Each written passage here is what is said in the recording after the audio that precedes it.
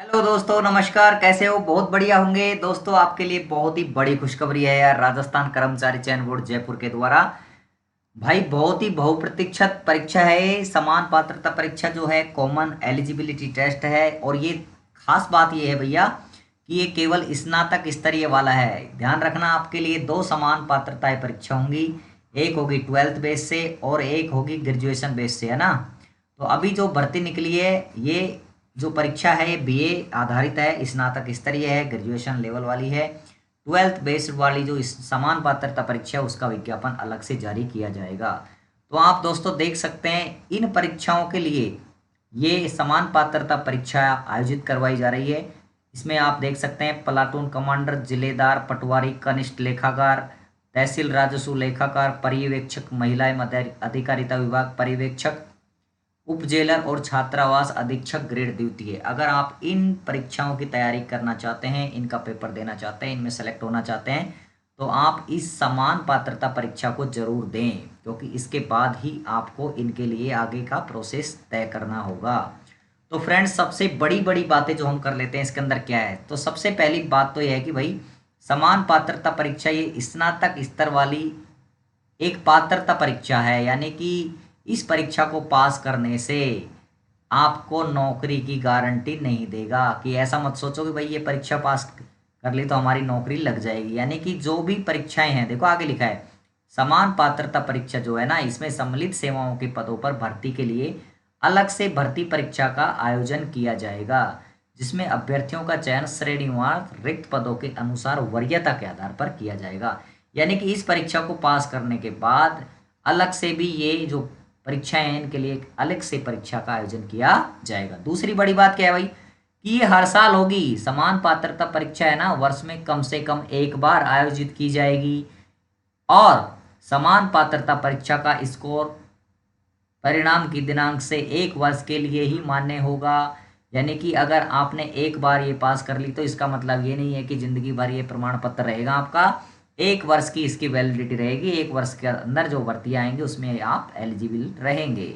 दूसरा, तीसरा पॉइंट जो है, बोर्ड द्वारा उन समस्त अभ्यर्थियों के अंक जो, यानी कि जो भी बंदा इस परीक्षा में शामिल हुआ है सभी के अंकों का प्रकाशित किया जाएगा। यानी कि ऐसा नहीं है कि कुछ फेल हो गए कुछ पास, जो जितना लाएगा सबके नंबर बताए जाएंगे, है ना। आगे देखो भाई, समान पात्रता परीक्षा में उपस्थित होने के प्रयासों की संख्या के संबंध में कोई निर्बंध नहीं होंगे। मतलब ये है कि आप कितनी भी बार समान पात्रता परीक्षा को दे सकते हैं।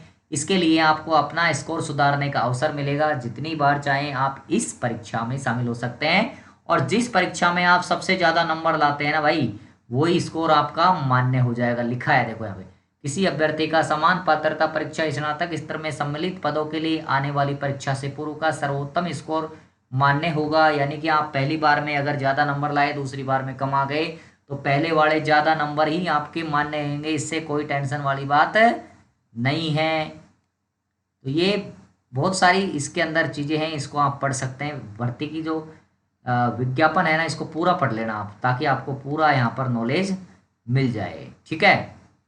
तो यहाँ पे ऑनलाइन प्रक्रिया यहाँ पर लिखा गया है। कब से कब तक ये ऑनलाइन प्रक्रिया रहने वाली है इसके बारे में हम देखते हैं आगे। आपको ओटीआर करना होगा, यानी कि वन टाइम रजिस्ट्रेशन करना होगा एसएसओ पोर्टल के माध्यम से, तब जाकर ही आपको ये फॉर्म भरने का भाई मौका मिलेगा। एसएसओ आईडी आपकी सबकी होगी, नहीं है तो आप बना लीजिए और ये परीक्षा का फॉर्म भर दीजिए। अब देखो भाई कितने रुपए लग रहे हैं। सामान्य वर्ग के लिए और क्रिमिलियर वर्ग के लिए यहाँ पे 450 फीस देनी होगी। जबकि नॉन क्रिमिलियर जो है अति पिछड़ा वर्ग या फिर आर्थिक रूप से कमजोर जो है वो 350 रुपये। इसके अलावा समस्त योग्यजन और SC ST के आवेदक हेतु 250 रुपये यहाँ पे चार्ज किए जाएंगे। तो इस प्रकार से इसको भी आप ध्यान से पढ़ लीजिए। आपकी जो भी कैटेगरी है उसके आधार पर आपको यहाँ पे एक बार अगर आपने फीस भर दी तो लौटा ही नहीं जाएगी। क्लियर लिखा है भाई। ठीक है। और इस परीक्षा के बाद यानी कि संभावित वैकेंसी दे दी भाई यहाँ पे। संभावित वैकेंसी अभी इस साल की दे दी इन्होंने। प्लाटून कमांडर की 43 वैकेंसी है, जिलेदार की कोई वैकेंसी नहीं, पटवारी के 272 पद यहाँ पे हैं, कनिष्ठ लेखाकार के 1923 बड़ी मात्रा में यहाँ पे पद हैं, ध्यान रखना दोस्तों। तहसील राजस्व में भी यहाँ पे 198 पद हैं। महिला अधिकारिता विभाग में पर्यवेक्षक के 176 पद हैं। समेकित बाल विकास सेवाओं में यहाँ पे कोई पद नहीं है। उप जेलर के 49 पद है। और छात्रावास अधीक्षक के यहाँ पे 300 पद 335 पद हैं। इस प्रकार ये पदों के लिए एक तरह से देख सकते हैं कि ये वाली समान पात्रता परीक्षा काम करेगी। तो इनमें आप अगर इच्छुक हैं तो इसको जरूर देवें, ये आपके काम की चीज़ है भाई। ठीक है, अब आगे देख लीजिए, ये सारी चीज़ें आप पढ़ लीजिए। अब सबसे बड़ी बात है इनकी योग्यता क्या है, इस परीक्षा को भरने के लिए आपके लिए योग्यता क्या है। तो आप देख सकते हैं कम से कम बीए तो होनी चाहिए, क्लियर कट लिखा है भाई यहाँ पे, बीए तो होना ही चाहिए। और कुछ पद ऐसे हैं जिनमें अतिरिक्त योग्यता यहाँ पर चाहिए, जैसे महिला एवं अधिकारिता विभाग में महिला पर्यवेक्षक बने तो आपको बीए पर्याप्त है, लेकिन अगर जल संसाधन विभाग में पटवारी बनना है तो आपको यहाँ पे देखो बीए के साथ साथ आपको यहाँ पे ओ लेवल का यहाँ जो भी सर्टिफिकेट यहाँ पे दिया गया वो आपको चाहिए या लगा के और लगा के लिखा गया इनमें से अगर आपके पास कुछ भी है। हाँ, अगर बीए के साथ आपके पास RSCIT भी है ना तो भी काम करेगा, यहाँ पे लिखा है भाई RSCIT कोर्स भी यहाँ पे काम कर रहा है। ठीक है, दूसरा जल संसाधन विभाग में जिलेदार के लिए यहाँ पे बीए ही काम करेगा। गृह रक्षा विभाग में जो प्लाटून कमांडर है उसके लिए भी आपको यहाँ पे क्या होना चाहिए, बीए होनी चाहिए, या बीए नहीं है तो उसके समतुल कोई परीक्षा, या आपके लिए नायब सूबेदार या उससे ऊपर की रैंक का सम्यक रूप से भूतपूर्व सैनिक भी काम करेगा।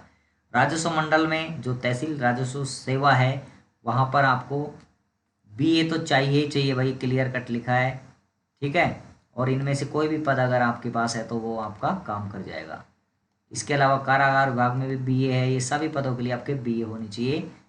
अब आप देखते हैं इसकी आयु में भाई 2 साल की छूट दी है, जो भी दे रखी है ना इस आयु में, तो छूट को जोड़ लेना आप, है ना, कोई दिक्कत नहीं है। अब आगे चलो भाई, देखो यहाँ पे अलग से आयु दी गई है, जैसे इनके अलावा छूट दी गई है, यानी कि SC ST अन्य पिछड़ा वर्ग, अति पिछड़ा वर्ग, आर्थिक रूप से पिछड़े वर्ग जो राजस्थान के मूल निवासी है 5 वर्ष की छूट दी जाएगी। सामान्य वर्ग की महिला अभ्यर्थियों की भी 5 साल की छूट मिलेगी भाई। यहाँ पे सारी चीज़ें आप पढ़ सकते हैं, बहुत बड़ी विज्ञप्ति है। ठीक है, बड़ी खुशखबरी है यार, एक बहुत ही बड़ी खुशखबरी है ना। अब सबसे बड़ी बात, फॉर्म कब से भरे जा रहे हैं, क्लियर कट लिखा है। परीक्षा शुल्क कब से कब जमा हो रहा है, 22 सितंबर से लेकर के 21 अक्टूबर तक 1 महीने का पूरा समय आपको यहाँ पे दिया गया है। और क्लियर लिखा है भाई, क्लियर लिखा है कि आप इसी समय के अंदर भर दीजिए, इंतजार मत करना कि लास्ट डेट बढ़ेगी। तो 1 महीने का समय आप यहाँ भर सकते हैं। ठीक है, परीक्षा के आयोजन की अगर बात की जाए तो समान पात्रता परीक्षा की परीक्षा बोर्ड द्वारा 6 जनवरी से 9 जनवरी के मध्य आवंटित परीक्षा केंद्रों पर की जाएगी। इसके लिए तो आपको अलग से सूचना मिलेगी, ज़्यादा टेंशन की बात नहीं है। ठीक है, अब यहाँ देखो प्रवेश पत्र आपके मिल जाएंगे, कोई दिक्कत नहीं है इसकी। नियुक्ति हेतु अब योग्यता इनको भी आप पढ़ लेना, अच्छे से निर्देश है बहुत सारे, इनको पढ़ लेना। अब हम सीधे चलते हैं भाई दोस्तों सिलेबस के ऊपर बात करेंगे। अब किसके ऊपर बात करेंगे, स्कीम के बारे में। तो समान पात्रता परीक्षा की जो स्कीम है ना भाई बीए वाली, इसमें देखो टोटल प्रश्नों की संख्या 150 रहने वाली है, अधिकतम अंक यानी कि 300 रहेंगे, 3 घंटे का समय मिलेगा। कहने का मतलब है कि 150 प्रश्न 300 अंक के 2 नंबर का एक प्रश्न होगा। अब दूसरी बात सबसे बड़ी यहाँ पे हम देखते हैं, ये विषय आएंगे। बड़ी बात यहाँ पे कर लेते हैं कि इस पात्रता परीक्षा में नकारात्मक अंकन नहीं किया जाएगा, यानी कि नेगेटिव मार्किंग नहीं है इसमें। बहुत बड़ी बात है, नेगेटिव मार्किंग नहीं है, सभी अवैध वाले प्रश्न होंगे, यानी कि ऑब्जेक्टिव टाइप होंगे।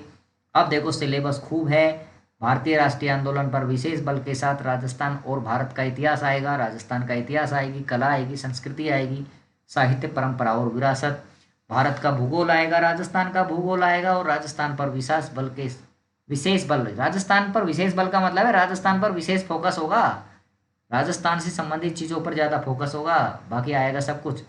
इसमें तो विज्ञान प्रौद्योगिकी भी आएगी भाई, राजस्थान की इकोनॉमिक्स भी आएगी, रीजनिंग भी आएगी, ठीक है, लॉजिकल भी आएगी, मेंटल भी आएगी, हिंदी भी आएगी, अंग्रेजी भी आएगी, कंप्यूटर का ज्ञान भी आएगा, और करंट अफेयर्स भी आएगा। यानी कि एक तरह से आपको ऑलराउंडर बनना पड़ेगा, बिना ऑलराउंडर के यहाँ पे काम नहीं पड़ेगा। ये सारा सिलेबस आपको दिया हुआ है, इसको आप ध्यान से पढ़ लीजिए।